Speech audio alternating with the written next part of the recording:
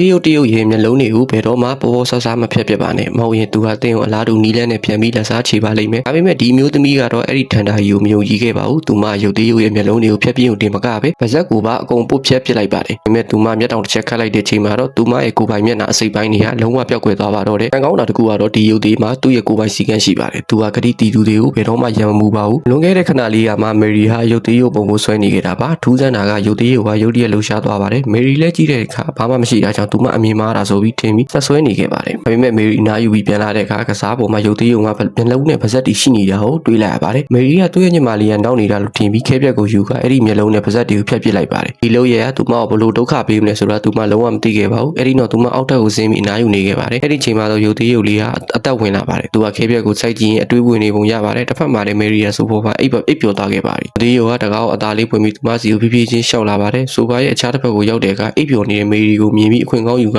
နားကိုတိုးကပ်သွားပါတယ်။မယ်ရီပြန်နိုးလာပြီးမျက်လုံးဖွင့်တဲ့အချိန်မှာတော့သူမရဲ့ပါးစပ်ကြီးပျောက်ဆုံးနေပြီဆိုတာသိလိုက်ရပါတယ်။သူမထိတ်လန့်တကြားတုန်တုံနေတော့မှာပဲရုပ်သေးရုပ်ကသူမစီကိုထပ်မှန်ပြီးခုံအုပ်တိုက်ခိုက်လိုက်ပါတော့တယ်။